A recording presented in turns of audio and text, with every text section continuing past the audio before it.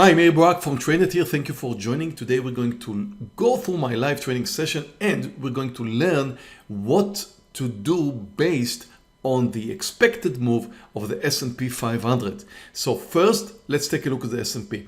The S&P is down today. It starts with a gap down, small gap down, 0.3%, and therefore you expect it to move up at least to the point where it closes the gap and then normally come down. Why? Because yesterday we had a down day. And therefore I expect a continuation. Now first, since I expect the S&P to move higher, I will look for stocks which are likely to move higher.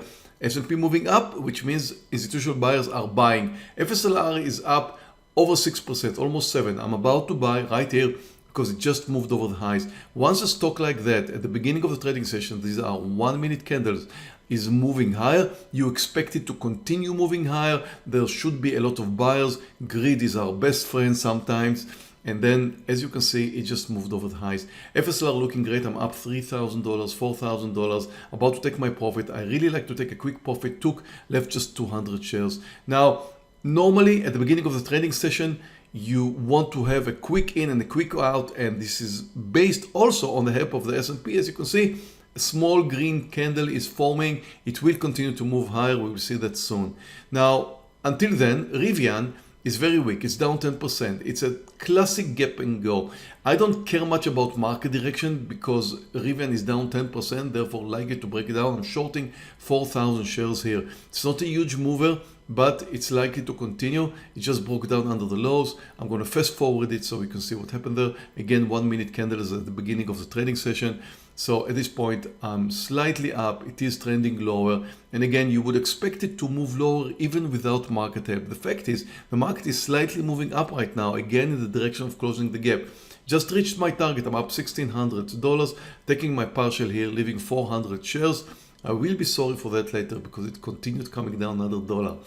Anyway, NVIDIA is near the lows. Now, the market is still moving up, but NVIDIA is about to break down and the market just stopped. I'm shorting 4,000 shares in NVIDIA. Nice breakdown here. We'll see it later. Now take a look at the S&P. The S&P moved up, closed the gap and continued a little bit higher than that. Now at that point, I can see a red candle forming.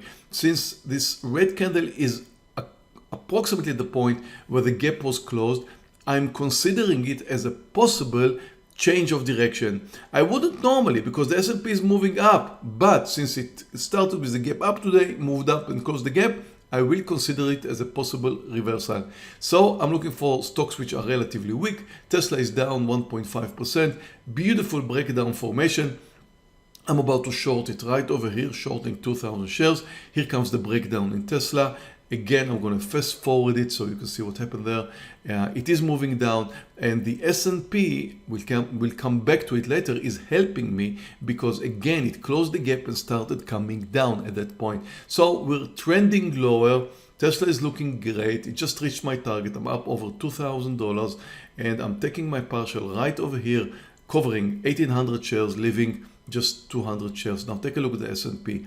We did move up. What was a small reversal at the top, which normally you would not consider as a change of direction, in the case of a gap down, up and closing the gap, you would expect it as a possible reversal, which is what I did. Now take a look at NVIDIA. I'm still short NVIDIA. It did not reach my target. It is trending lower. It is weak. It's down more than 1%.